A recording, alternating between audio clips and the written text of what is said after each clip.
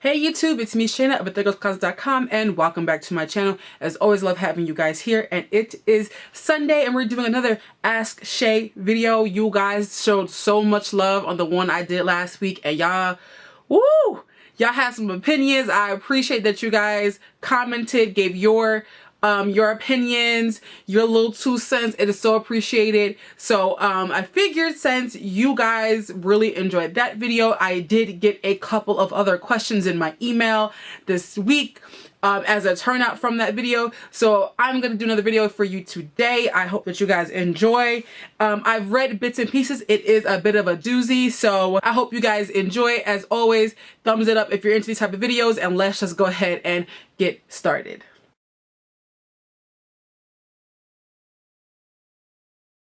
Hey Shay, I watched your last video and I thought I would reach out to you for some advice as well. I wanted someone who was separated from my situation because my family and friends who want the best for me obviously have their own opinions. I'm 30 years old. I just completed my master's program back in December and I'll be starting a new job shortly. My professional life is really taking off, but my personal life, not so much. I met this guy about 3 years ago and we hit it off early on. We went on a few dates and I thought we were heading toward a decent, solid relationship. But when I brought up the idea of us making it official, he started to get hesitant and withdraw.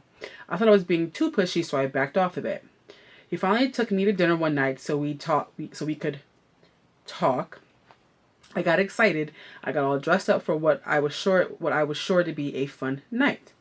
Well, that didn't happen. He proceeded to tell me that he really did like me and considered being with me if only I committed to losing 50 to 60 pounds.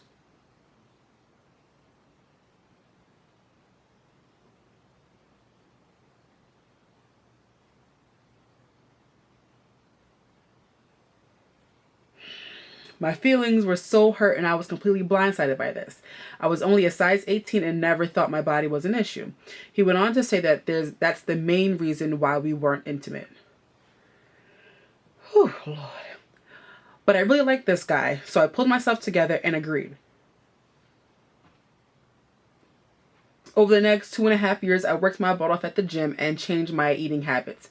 I can't lie, I was miserable the whole time, and it took forever to lose the weight. With me working, going to school for my master's, and trying to lose weight, I was stressed on new levels, and it affected my body in ways I didn't expect. All this time while I'm putting in work to lose the weight, he was seeing other women,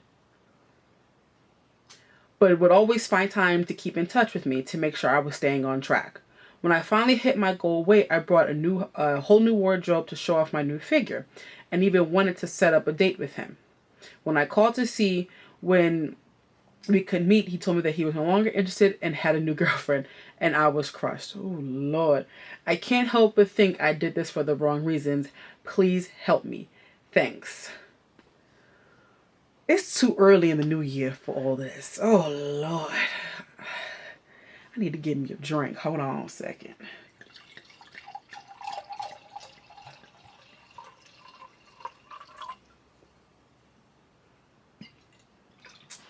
I'm going to address you first because he going to come second. I'm going to address you first. You made a conscious decision to lose weight for a dude who said to you, you know, I'll consider being with you if you lose 50 to 60 pounds. You thought that was okay. Like, you thought that was all right because you liked this guy. You didn't even say you loved this guy. Even if you did say you loved this guy, I would have said that was a bad idea.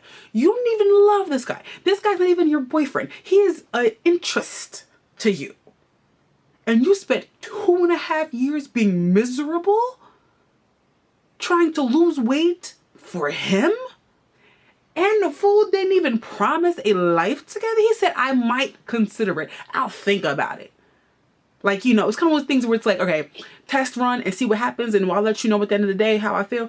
Like, you made a permanent decision with a temporary person. No. I mean, the positive side of it is, okay, you got your eating habits in order. You lost some weight. Okay, cool. Congratulations. Clap, clap, clap to you. But that's not okay. That is not okay. And I suspect in reading your letter, you knew exactly how you felt and you were just hoping that somebody would validate that. Your family and your friends, those of you who are basically telling you that you're crazy and that you should never have made a decision according to him, are correct. Why did you make such a decision with somebody who is not even promising you a future? Why would you make such a decision on somebody who's not even willing to say, listen, I love you where you are right now. Let's make it work right now and I'll help you through it. No, he let you know, oh, you know what? You aren't good enough for me right now. So if you fix yourself, and then I might be into you when you get down to that point. Like, I might find you attractive and 50 pounds less. I might think that I could date you if you weren't this heavy. Like, and that's what's killing me, is that you agreed to this. You agreed to such foolishness. You agreed to put yourself through misery for 2.5 years. You said yourself that you were miserable, that you were stressed out, that you were sick, that you were up and down in weight because of this. You're trying to do all of this, impress a temporary dude while you're trying to grow up and get your match. Like, you're 30. I'm sorry. You are part of a grown woman category that should be dealing with such foolishness. And then this fool hits you with the okie doke on some, now that you done lost the weight he told you to lose, he's like, oh, by the way, I got another girl. What? Girl, You knew he was out here with other women. You were aware of this. He was going on dates with other people. And you still going to the gym to lose weight, hoping he would give you that chance. So what he was doing, you was reporting to him how much pounds you lost. Okay, this week I am down officially 30 pounds. And he's like, all right, 20 more pounds to go. I'll see you at the finish line. But yeah, he boning Tamika and Sarah and Emily.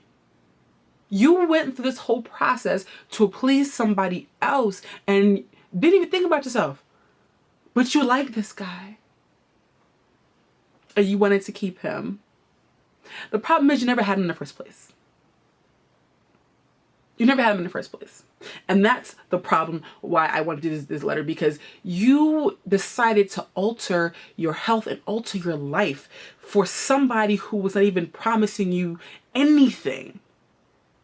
That wasn't even offering to support you in this. There's somebody that didn't even see you for who you were at that point.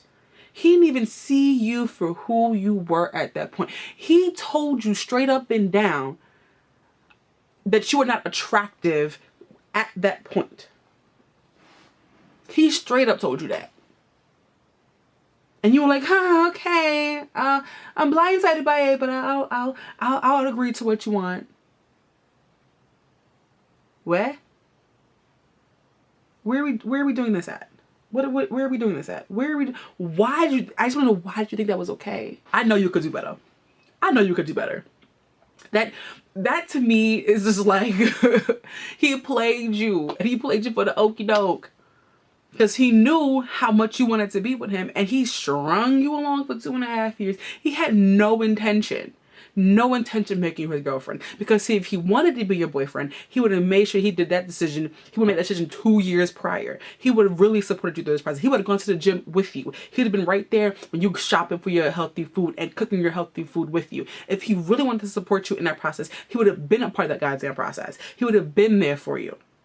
He would have made sure that you put down the soda and drank your water. He would have made sure that you were getting your kale and your Brussels sprouts and your squash. Okay. He would have made sure he was a part of the process in helping you. He would have made sure that he went to whatever classes you was going to at the gym. He would have made sure that you were going to the gym as many times as you're supposed to be going to the gym. If he really gave a damn about your health. But he didn't care, because for him, you were not what he wanted, but didn't know how to tell you.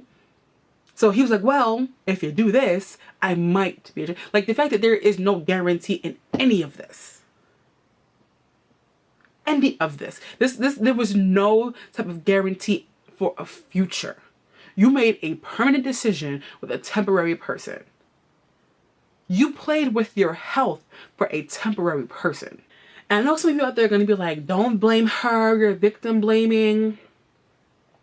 And here's how I feel about it. Decisions like that, especially with somebody who is not your permanent spouse, who's not your husband, who's not your wife, you know, somebody who you're just talking to, you gave such power to. You know what I mean? Like he didn't force you into a gym. He didn't force you to change your life. So you made a conscious decision. She made a conscious decision.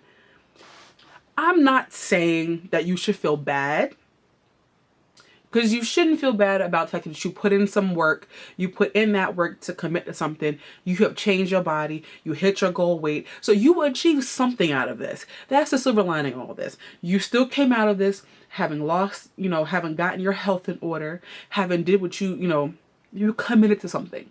There's your silver lining in that. However, moving forward, that type of negativity, first of all, for him to even bring your weight into that conversation to begin with was so rude on so many levels. Like on so many levels, it was rude. And that type of foolishness from somebody who says they want to be with you, who says they might consider being your boyfriend, is so out of line. It is ridiculous. It was out of line. And you should have called him out on that. But like, oh, hold up, stop, pause. Because he was wrong. Absolutely wrong. Absolutely wrong. I would never in my life take such foolishness from somebody. Never. Now, if he was your fiance, if he was your husband, where your health is an issue for him in terms of wanting you to be your best, that's a different type of story. But this is somebody who you went on a couple of dates with.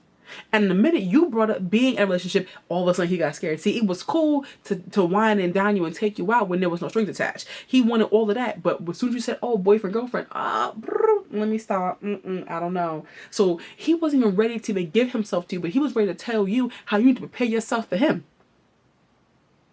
He told you how to prepare yourself to please him.